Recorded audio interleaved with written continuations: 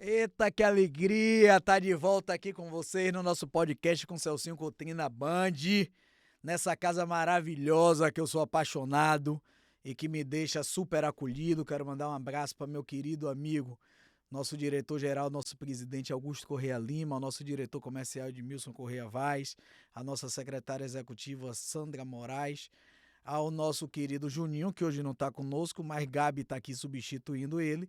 E em nome desses 5, dá um abraço em toda a turma, todos os funcionários, colaboradores dessa emissora querida e amada em todo o Brasil, que é a Band. Hoje vamos conversar bastante, hoje vai ser a Terapia Cast. Hoje a gente tem algumas discussões assim, né, pra gente poder fazer. Eu acho que o primeiro tema que a gente deve hoje conversar é o que tá esse rebuliço todo acontecendo aí no mundo, no país, que é essa questão da guerra entre a Rússia e a Ucrânia, que é dessa questão dos Estados Unidos em guerra com o mundo, né, com o tarifaço, com todo o mundo, como uma forma de se sobrepor à nação e ser um presidente do mundo, como ele, o Donald Trump, se auto-intitulou. Isso é muito ruim, muito terrível. Volta a gente ter aquela sensação de pressão, de tumulto, de agonia em nossa cabeça que nem a gente teve na época da pandemia do Covid, né? E aí fica meu apelo para as lideranças políticas, principalmente mundiais, para que entendam que nós, cidadãs, não temos nada a ver com o problema de vocês, não temos nada a ver com a questão ideológica, política, partidária de vocês, não temos nada a ver com o judiciário, porque a alegação do tarifaço é dar um castigo ao Brasil, punir, chantagear, para poder anistiar a cadeia do ex-presidente Bolsonaro, anistiar as condenações que porventura virão e anistiar de todos os processos que estão em curso. Nós não temos nada a ver com isso, deixa a gente fora disso. É necessário sensibilidade para ver de que cada vez mais está tendo sangue sendo derramado na Ucrânia, crianças, idosos, adultos, mulheres grávidas, assim como na Rússia, mas numa proporção muito menor, tudo isso pela usura do poder econômico, através da obtenção na tora, me permitam a expressão, na tora de apropriação das terras alheias, apropriação do que não é deles, e aí entra a guerra do petróleo, entra a guerra das telecomunicações, entra a guerra, inclusive, da própria água. Então, basta. Já bastam os problemas que a gente tem. Vocês estão colocados aí para resolver os nossos problemas e não para estar criando problemas para a gente. Portanto, senhores dirigentes políticos mundiais, sosseguem e deixem a gente em paz. Aproveito para passar para outro tema que eu acho que a gente tem que mensurar um pouco, que é o impacto da inteligência artificial no nosso dia a dia. Né? Como tudo na vida tem seu lado bom, tem seu lado ruim. E aí entra, né, o lado bom do ponto de vista de que a ciência está ajudando muito na ciência, a inteligência artificial. Já se faz operações só com robôs, com os médicos à distância. Calcula-se de que daqui a 10 anos a inteligência artificial será o grande assessor, o grande colaborador, braço direito dos médicos, chegando até a ocupar determinadas funções, determinados espaços que o ser humano formado em medicina ocuparia com a precisão cirúrgica de um robô, de uma inteligência artificial, né? Temos a coisa, eu acho que fantástica, assim, formidável, que é a inteligência artificial nos ajudando a aprimorar o nosso português, nos ajudando a criar cards, a criar desenhos, a criar filmes, a orientar as pessoas. utilizam inclusive até muito como terapia. Aí você vai me dizer, Celcinho, e você acha isso certo?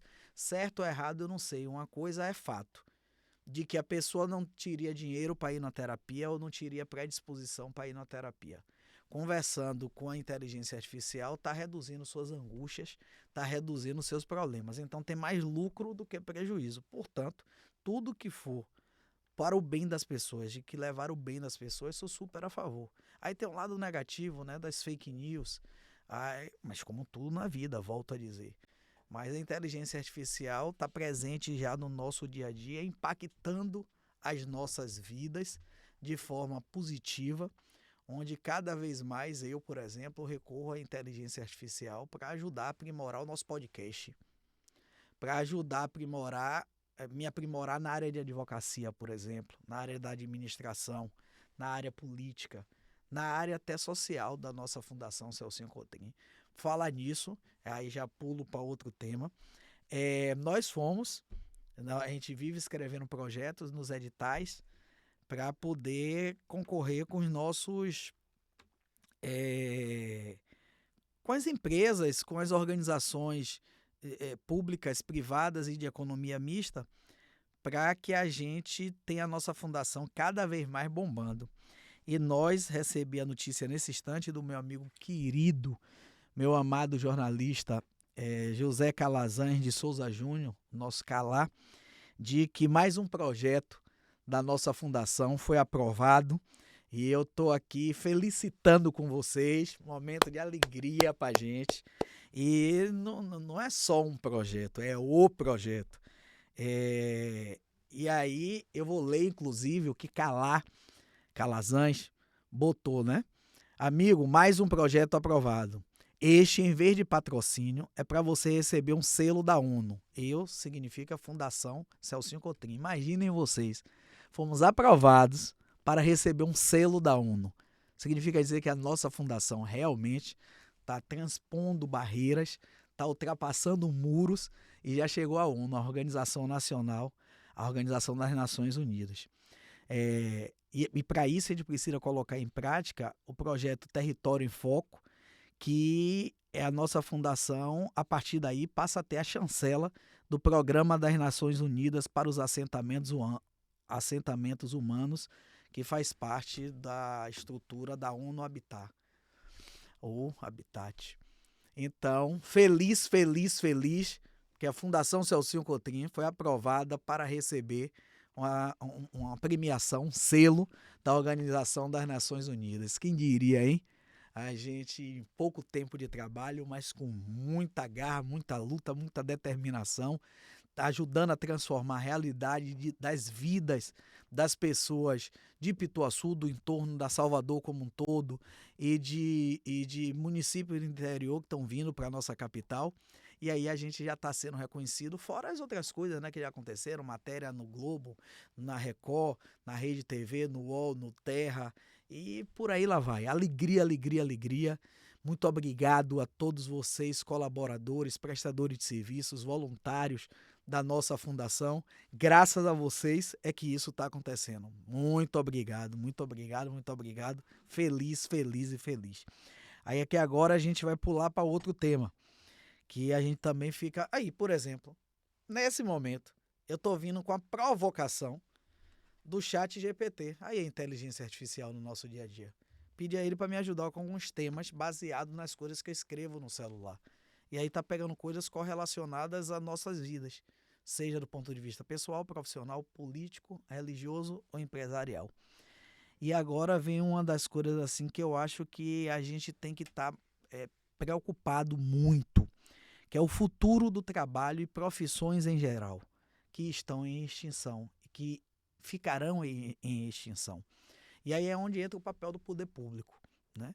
A inteligência artificial, ela chega, a gente, ser humano, vai se aprimorando cada vez mais, os equipamentos se aprimorando cada vez mais, mas nós precisamos entender que na hora que uma máquina, um equipamento toma o lugar de um ser humano, esse ser humano ele fica desempregado ou desocupado sem sua função no trabalho.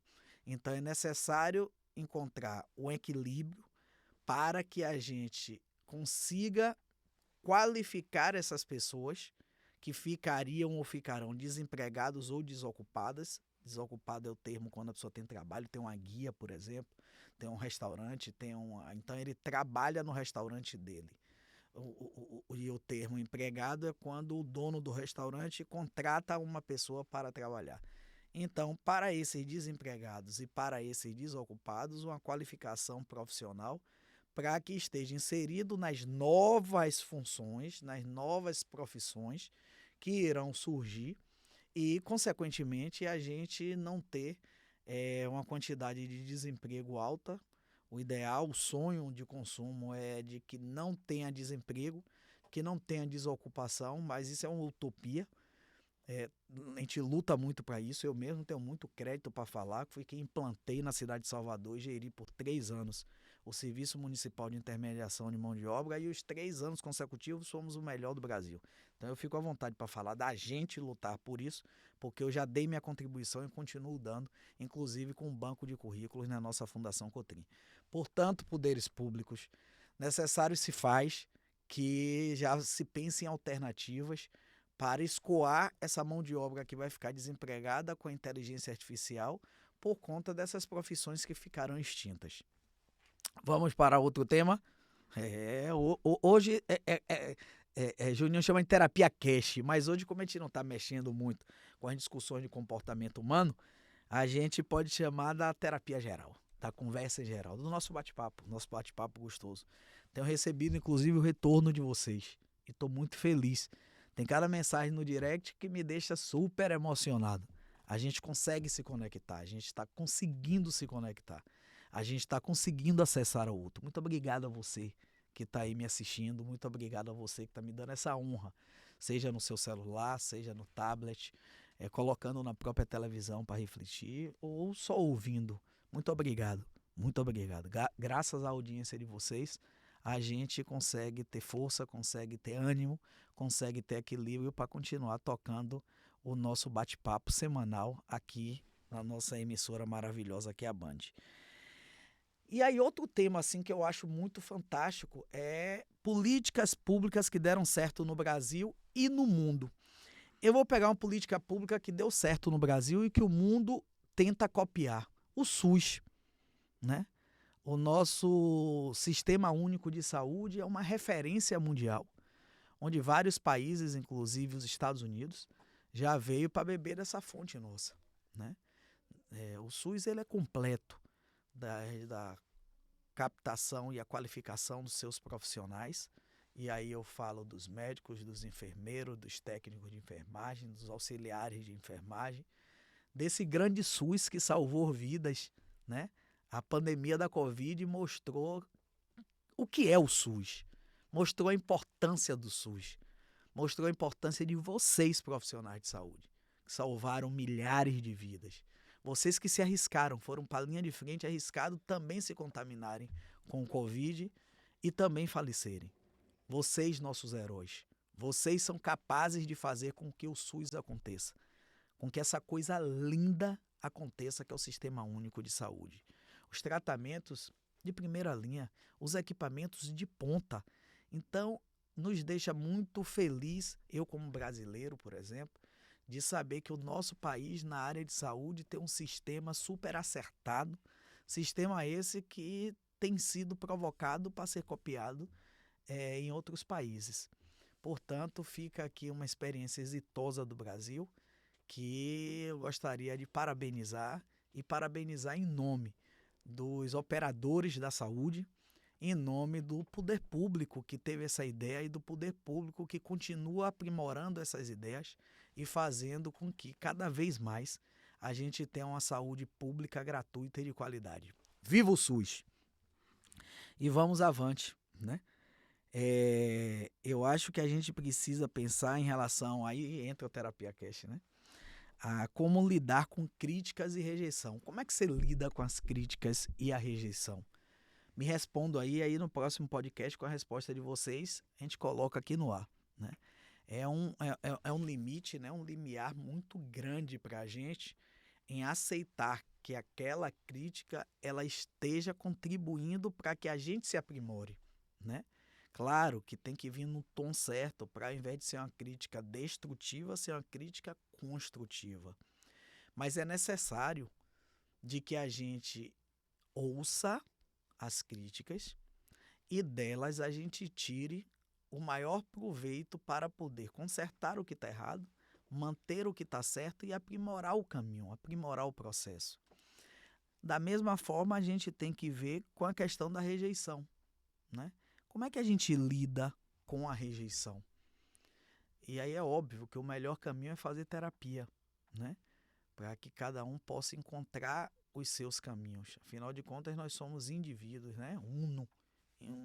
Indivíduo, uma pessoa só. E cada uma tem o seu jeito de administrar e de reagir às suas emoções.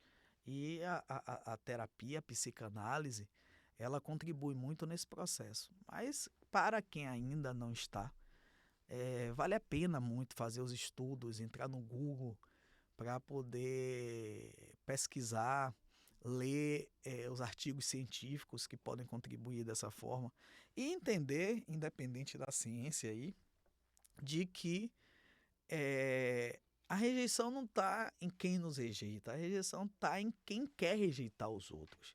Então, de repente, pode ser um livramento, né? Fulano te rejeitou porque você é mulher, né? A questão aí do machismo. Vai ver que foi livramento. Fulano te rejeitou por você ser negro, por você ser gay, por você ser PCD, né? Pessoa com deficiência, por você ter um autismo, por exemplo. É problema delas. Esteja bem resolvido, se aceite. Você se aceitando, a rejeição ela baterá, mas não ficar. Ela baterá e será refletida em quem tentou lhe rejeitar e não conseguiu. Então lide muito bem. Sei que o muito bem termina sendo um negócio meio que não encaixando, mas tente lidar da forma menos dolorida possível para que você se acostume e passe pelas rejeições, entendendo de que você não foi rejeitado, mas que você foi livre, você recebeu o livramento, e aí a crença que você acredita, o Deus que você acredita, um livramento de Deus, um livramento de Alá, um livramento de Buda, seja o líder religioso que você tem afinidade, que lhe deu esse livramento. Então, toda vez que vier uma rejeição, toda vez que vierem as críticas, pega isso tudo, bate no liquidificador, transforma em coisa positiva, traz para sua vida. O que não é positivo é o bagaço que fica no liquidificador, que quando você vai coar com a peneira fica no fundo. Pega aquilo ali, joga no lixo e bola para frente, toca o barco. Esqueça quem vive procurando lhe criticar de forma destrutiva e lhe rejeitar. Passa a página da vida. Vamos adiante. Um problema que está prejudicando, agravando todo mundo, que é o burnout, né? Que é vamos chamar assim, da doença do século. Tá todo mundo estafado, todo mundo cansado. E não é sobre o trabalho onde nós estamos, não é sobre o meu trabalho aqui na Band. É sobre a vida da gente, que a gente está muito sobrecarregado com problemas pessoais nossos, problemas pessoais do nosso companheiro ou da nossa companheira, problemas de família como um todo, problemas econômicos nossos e dos outros, problemas do nosso país, onde quando os dirigentes vivem em pé de guerra, deixam a gente aflito, né? Nós ficamos aflitos com isso.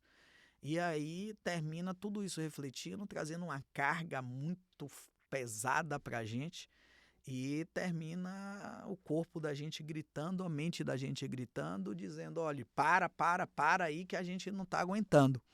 E aí é onde precisa procurar um profissional, né, um psicólogo, um terapeuta, um psiquiatra, para poder ter ajuda para enfrentar e para sair dessa doença do século, dessa síndrome, né, dessa doença que é de Burnout, que tem afetado a produtividade de muitos brasileiros, de muitas brasileiras. Vamos agora conversar um pouco sobre história de líderes comunitários, né? Porque eu também, como líder comunitário, eu sei qual é a luta, mas sei que tem lutas mais difíceis para outros líderes comunitários, né? Eu tenho um acesso, eu tenho uma rede de relacionamento muito ampla, tem outros que não têm. A questão material, questão financeira, há dificuldade de minha parte, mas eu sei que para outros a dificuldade é 100%. E aí a gente precisa exaltar, parabenizar os líderes comunitários pelo brilhante trabalho que eles fazem, suas histórias serem reconhecidas. Tem um mesmo que eu sou apaixonado, que tem um projeto que eu sou apaixonado, que é a creche de Bel Machado, que fez um trabalho muito lindo durante anos na Boca do Rio. Sofreu muito, muito, muito com a falta de ajuda do poder público, com a falta de ajuda da iniciativa privada. E fica minhas homenagens à creche Bel Machado, né? Fica minhas homenagens também aqui a outros líderes comunitários, a exemplo do nosso saudoso querido Arnaldo de Nova Constituinte, lutador do canal do Vale do Paraguari, na nossa suburbana. Esse homem que dedicou a vida dele para cuidar do povo, dedicou a vida dele para liderar comunidades e levar benefício para as comunidades. Que coisa importante a gente poder falar, reconhecer a história dos nossos líderes comunitários.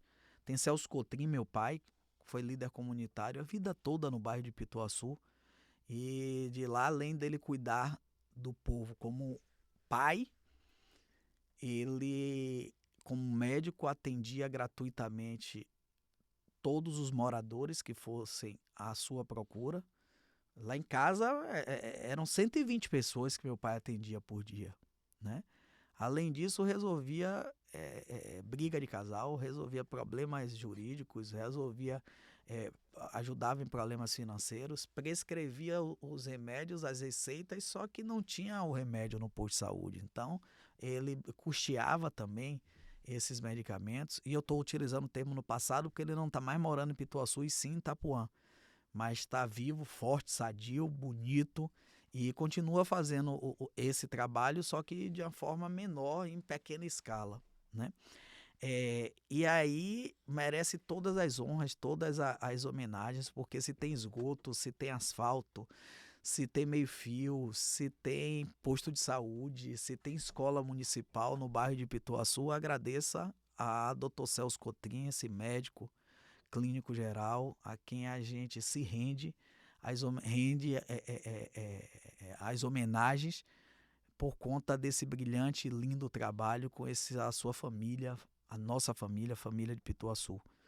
E aí eu preciso também fazer um reconhecimento a nível nacional de duas figuras assim que eu sou muito encantado, apaixonado, e que tive o prazer, inclusive, de conhecer o projeto deles, que é Celso Ataíde, né, da CUFA, da Central Única das Favelas, onde conseguiu fazer com que as favelas deixassem de ser coitadinhas para elas aprenderem, se aprimorarem, para ter todas as condições para disputar de igual para igual no mercado de trabalho, de igual para igual na sociedade, com as pessoas que não moram em favelas.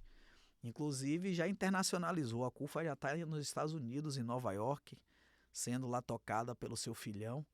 Parabéns, Celso. Outro dia falei com ele na rua lá em Nova York, no maior frio. Aí eu liguei e disse: Negão, tô com saudade de você. Parabéns, jogue duro. Liguei só para lhe estimular, para poder cada vez mais lhe aplaudir. E outro que eu também sou muito, mas muito, muito apaixonado, e que aí eu fui lá em São Paulo, em Paraisópolis, para poder conhecer de perto a sua obra social. E eu vou dizer uma coisa a vocês. Eu nunca vi algo parecido na minha vida. E, por coincidência, inclusive é baiano, né?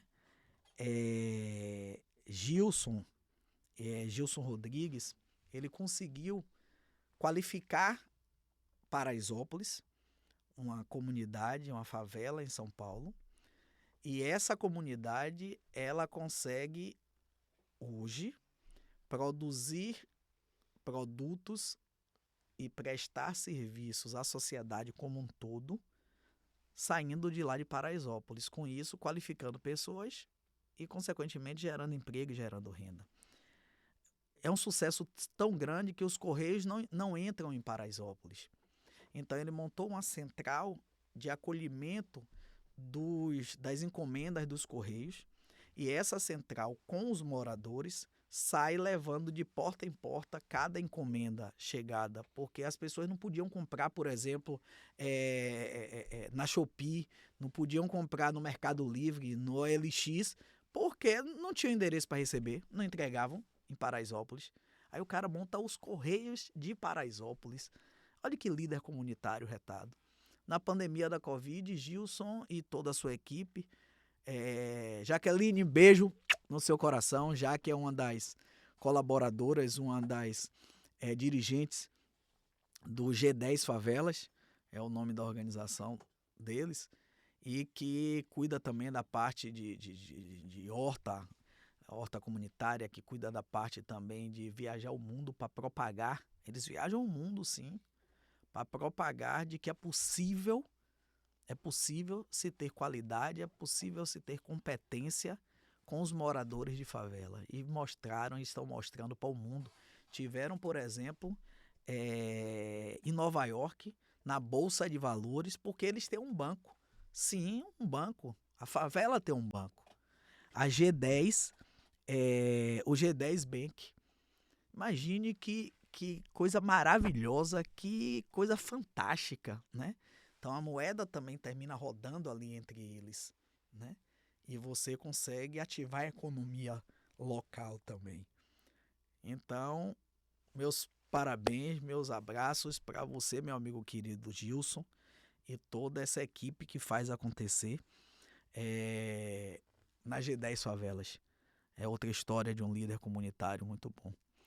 E aí, se nós entendermos o papel dos líderes comunitários e das histórias deles, nós teremos parceiros para, junto com o poder público e junto com a iniciativa privada, transformar a sociedade e a realidade desses lugares pobres, dessas localidades invisíveis aos olhos dos poderes públicos e dos empresários, e fazermos e termos uma sociedade melhor. Portanto, mudemos os olhos por líderes comunitários e mudemos nosso comportamento. Vamos ajudá-los, vamos se juntar a eles para poder, cada vez mais, a gente ter uma sociedade mais justa, fraterna e igualitária. Já estamos a 27 minutos e 36 segundos no nosso podcast com Celcinho Coutinho aqui na Band, e estamos discutindo temas específicos para que a gente possa ter um bate-papo gostoso semanalmente e que a gente possa refletir e trazer assuntos que sejam interessantes para que vocês possam se distrair, se informar no momento certo, na hora certa. A gente sempre está publicando os nossos cortes de vídeo e até os podcasts inteiros com convidados ou não no nosso Instagram, que é o @CelcinhoCotrim. E peço a vocês também que prestigiem a nossa fundação. Ah, sim, mereço também palmas como líder comunitário, Fundação Celcinho Coutinho.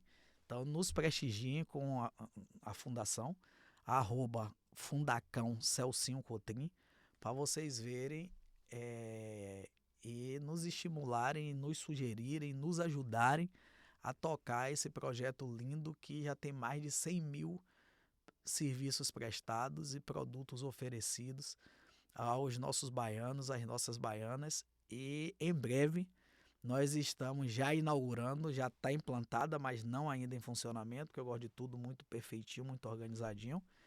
A gente já vai estar inaugurando em outra ponta da cidade de Salvador, mas aí só depois, fica só esse spoiler para que a gente deixe vocês curiosos e a gente venha cada vez mais trazer entidades, né, que possam contribuir com as regiões mais afetadas, mais vulneráveis socialmente. Vamos embora. Os desafios da administração pública, né?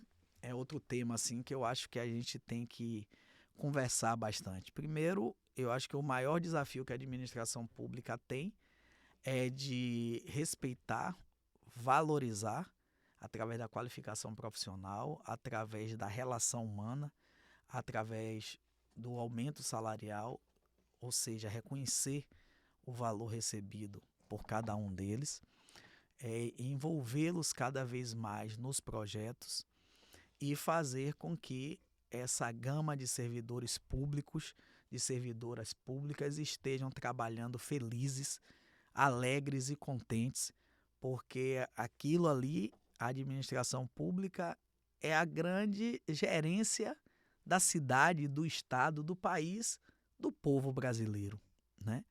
E aí, valorizando o servidor público, modernizando os equipamentos, utilizando a inteligência artificial, com certeza nós conseguiremos avançar e reduzir e aí para esse desafio mesmo que a coisa pública tem, que é de cada vez mais melhorar a prestação de serviço público para a gente. Antigamente, para você reconhecer uma assinatura era a maior dificuldade do mundo, ter que ir no cartório para reconhecer a assinatura, para mandar. Hoje, com o aplicativo GovBR, a gente reconhece a assinatura em documentos e por aí lá vai. Olha que fantástico, olha que coisa maravilhosa a administração pública chegou. Mas ela tem grandes desafios, né?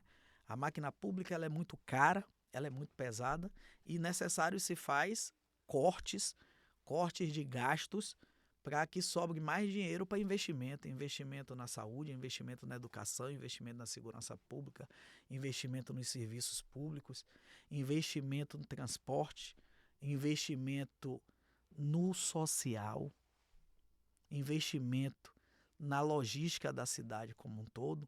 E para isso é necessário se cortar as mordomias, se cortar os benefícios desnecessários que a coisa pública ela termina proporcionando para poucos e deixando muitos desassistidos. Então, acredito de que na hora que a administração pública desafiar o corte dos gastos, na hora que a administração pública desafiar e for para cima para cada vez mais aprimorar os seus serviços, com certeza nós teremos prefeitura, governo do estado, governo federal funcionando melhor para todos nós, para todas nós brasileiros e brasileiras. Outro tema que eu acho muito importante, e aí termina fazendo um link até com o tema anterior, é a participação popular nas decisões políticas. Eu lembro, inclusive, que foi o PT até que implantou o orçamento participativo. O que é isso? O orçamento é feito pelo prefeito, pelos secretários, e ele não é obrigado a consultar a sociedade. E aí, com o orçamento participativo, você chama a sociedade para discutir com o poder público onde gastar o dinheiro. Então, a participação popular faz-se necessário para discutir o que é melhor para ela. É melhor tapar o esgoto que está na rua ou é melhor botar um poste? Então, são essas discussões que só quem tem propriedade para definir é quem mora lá.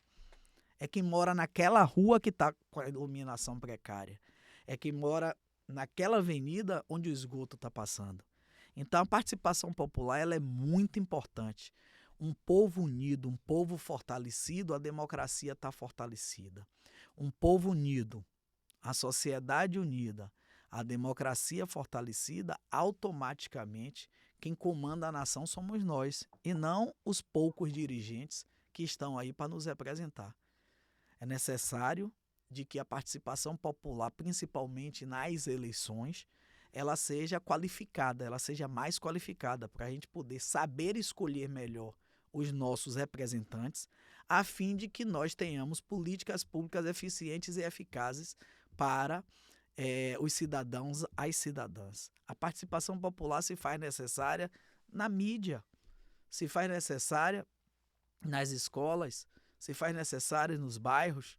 Sem a participação popular, não há avanço de políticas públicas.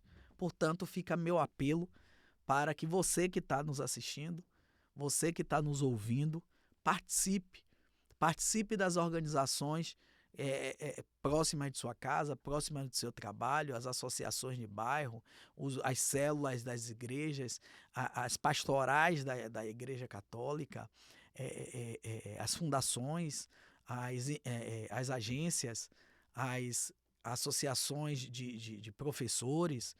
É necessário que vocês participem. Sem a participação popular, a gente não tem força para mudar. Porque o político só respeita 3 coisas. Televisão, isso aqui. Só respeita a justiça e só respeita o povo forte e unido, que ele tem medo do povo ir para a rua e derrubar eles do poder. Portanto, participação popular urgente.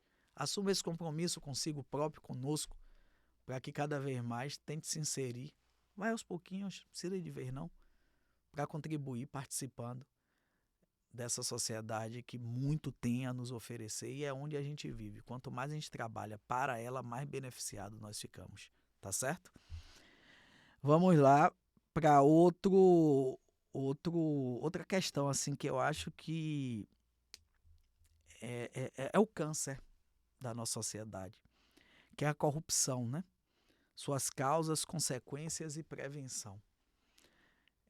A prevenção, então vou começar de trás para frente, a prevenção a gente já começa a falar de que é necessário se ter setores que fiscalizem, que estejam atentos, que estejam acompanhando os departamentos que cuidam de recursos públicos e ou privados nas instituições, chamados compliances.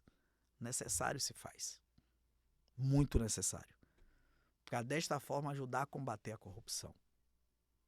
Quais são as consequências da corrupção? É o povo morrendo na fila da regulação, é o povo morrendo, tomando tiro no meio da rua por conta das facções tomando conta de tudo, porque o dinheiro que seria para a segurança pública, o dinheiro que seria para a saúde vai no ralo da corrupção. Então, entende as consequências da corrupção, não é, roubaram, ladrões, e a gente só bota isso para fora, não, atinge a gente. O que roubou lá vai atingir a gente, ou na saúde, ou na segurança pública, ou na falta de iluminação pública em nossa rua, porque se roubou o dinheiro, tá roubando o dinheiro, fica sobrando pouco dinheiro para investir nas escolas, para investir no asfalto, para investir nos trabalhos sociais. Então nós temos que erradicar esse câncer chamado corrupção em nosso país e dentro da gente própria. Ou vocês pensam que o jeitinho brasileiro da gente não é corrupção? É corrupção. A gente tem que vigiar nós próprios. Quando a gente chega num lugar e quem te dá R$20, R$50 pro garçom para encontrar uma mesa pra gente numa fila que tá imensa, isso é corrupção. Quando a gente pega um copo, que eu olhei pro lado que tava um copo aqui. Quando a gente pega um copo e sai tomando a cervejinha da gente do bar e leva para casa, isso é corrupção. Então, primeiro a gente precisa combater dentro de nós, para depois a gente ajudar a combater na sociedade. Show corrupção, contra a corrupção, vamos para cima, porque só quem ganha é a sociedade. Por hoje a gente fica por aqui com o nosso podcast com Celcinho Cotrim na Band, essa emissora que eu volto a dizer, é minha paixão, é meu xodó, eu sem ela, é a emissora gourmet para mim. Não tem hotel, boutique gourmet, para mim essa é a emissora gourmet. Uma emissora que eu sou encantado, apaixonado, amo o conteúdo, amo as pessoas que aqui vivem e o serviço prestado principalmente para a população vulnerável através do programa Brasil Urgente, a notoriedade que dá às mulheres com o programa Band Mulher, botar a mulher como protagonista nos esportes, onde tem a nossa Ju Guimarães tocando há anos o programa de esporte. Como é o nome, Juninho? Jogo Aberto, que é fantástico, que é maravilhoso.